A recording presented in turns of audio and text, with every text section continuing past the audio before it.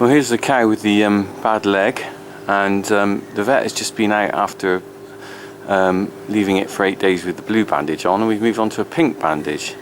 He's had a look at the stitches and he's quite pleased on how it's healing up, but he said it needs a little bit more time covering up because they put a lot of pressure on their knees when they stand up. So he's going to leave it bandaged up for now and leave the stitches in, and we're hoping that our vet will come in on his regular visit in a few weeks time, or a week's time even perhaps, and take that bandage off and then maybe get the stitches out. So I'll hopefully have a look at it when the stitches out and see how that leg's healed up. But for now she's doing alright. She can walk on it, but she's still, you know, trying to get better. She looks a bit doped up again because he has to sedate her a little bit because she was a little bit feisty. Anyway, we'll have a look at her in a few weeks time, or a week's time, when the vet has another look. Well, it's a few weeks on since I did that video of the bandage that had been put on the cow's foot, on the cow's leg, sorry. And you can see here she's sat in the cubicle. She's not lying very well on with the foot. You can see she's keeping it out rather than tucking it under her like the other one there. So there's obviously a bit of discomfort. The other thing as well is the bandage has actually slipped down. If I zoom in, you can see it slipped down pretty quickly after the vet put it on. So it's below the knee, and you can see the stitches in there. So there's a bit of a wound. I'm not sure if that's a bit of pus coming out there. Now,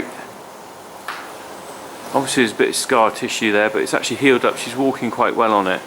I'm not going to disturb her, but she will walk out alright. Won't you, Gil? The vet's coming today to take those stitches out, so we'll have a little look afterwards. I'm not sure whether I'll be able to film him taking them out, or whether I'll just have a quick look afterwards.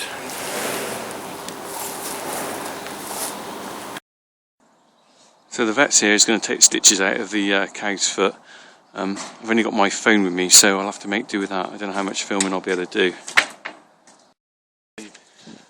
Which he often does with the flap that goes up that way. Alright, so we're taking the stitches out and the bandage off, and this is left with a bit of blood. Well, here's the cow back out in the yard, and you can see there a bit of blood on the front of the knee, and she's walking a little bit gingerly on the leg. And then I'll just walk around the yard a bit. But she's doing okay, and it's quite a relief really, because it could well have been game over for her, but she's actually okay on that foot. You can see she's not having a problem turning around. She doesn't want me to get too close. And the vet said, you know, it's healed up reasonably well. There's a bit of blood where he's taken the stitches out. So that's a good result. I'll put a link at the bottom for those of you who didn't see how this happened. I'll put a link at the bottom of what happened, how she ended up cutting her leg on the loader bucket. But for now, 477 lives to fight another day, as they say. There she goes. I'll let her go back off into the cubicles. So stitches out, getting better.